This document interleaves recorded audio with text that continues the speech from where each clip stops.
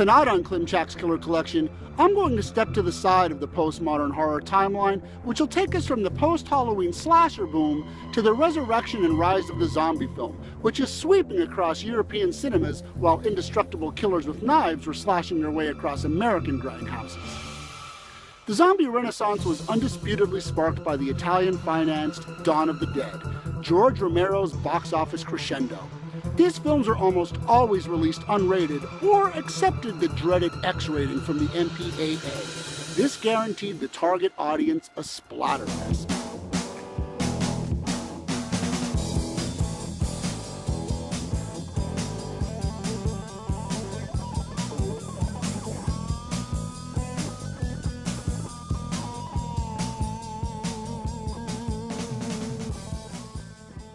Tonight on Klimczak's Killer Collection, we're going to look at a remarkable Italian zombie subgenre classic, Hell of the Living Dead, which could be found in many mom-and-pop video shops under the American release title, Night of the Zombies. Hell of the Living Dead is over-the-top, overly ambitious, overly graphic, overly peppered with stock footage, and it is undoubtedly one of the most entertaining zombie pictures ever made. Let's head to the screening room and take a look. Hell of the Living Dead is about a mysterious factory where a mysterious chemical is made by mysterious men who have mystifying cooler talk. You may not know much about chemistry, but in bed her reactions are terrific. I'm not surprised with that cute little lass. I'm a tit man myself. As happens in these kinds of films, something goes terribly wrong, and the only possible outcome could be... Look out!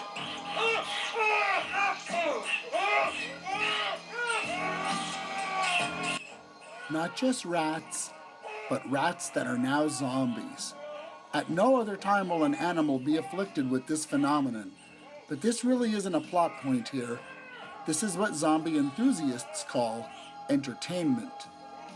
Meanwhile, presumably in America, some type of SWAT team comprised of men who look like English rock musicians of the progressive rock persuasion are attempting to thwart some type of terrorist hostage situation. The terrorists apparently know something about what has happened at the plant, presumably in Africa. Believe me, it does not make this much sense without my commentary. You're all doomed to a horrible death. Doomed to be eaten up. First they'll kill you, and afterwards they'll be eaten, devoured by men like you. Your brothers.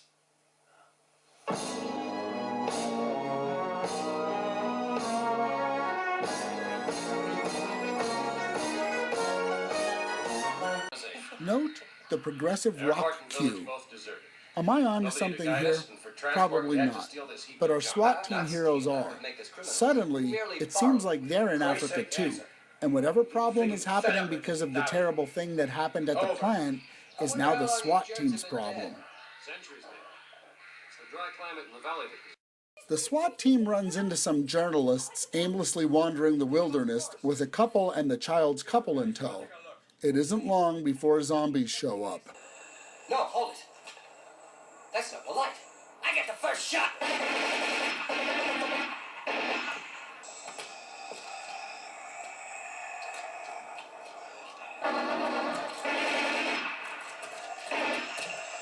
Soon, the female journalist turns into a superhero that has the superpower to communicate with the natives. I know this to be true because these scenes serve no other purpose than to pad the running time and make the film's budget look bigger. Hey look, it's Bytor from that Rush song. I know I'm onto something. Eventually our heroes make it back to the plant that's causing the zombie problem, only to find themselves becoming part of the zombie problem.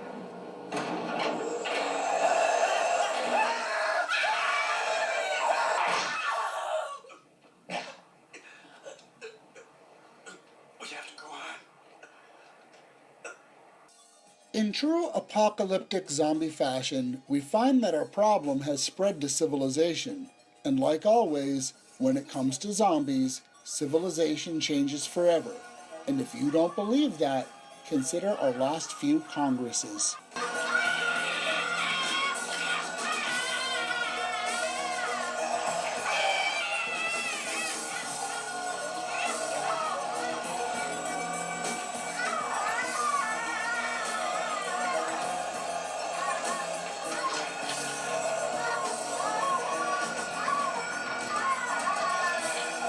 Note the prog rock swelling in the background.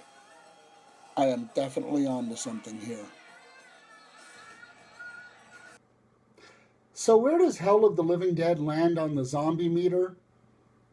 I give it a solid 3 out of 5 zombie teeth, because no matter what your criticisms are of this film, you cannot take away the fact that it is wildly entertaining every second. Hell of the Living Dead was also released under the titles Virus and Zombie Creeping Flesh. For foreign film buffs with keen eyes and Pink Floyd completists, here's some relevant HOTLD trivia.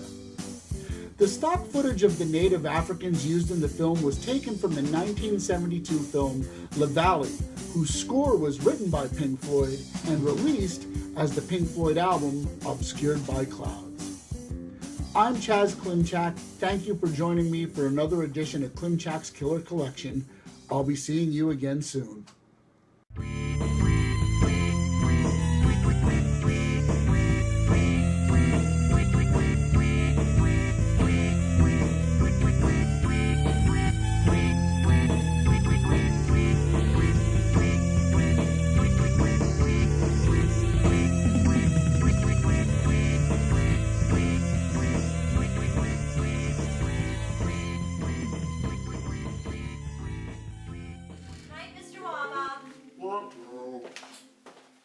Do do do do.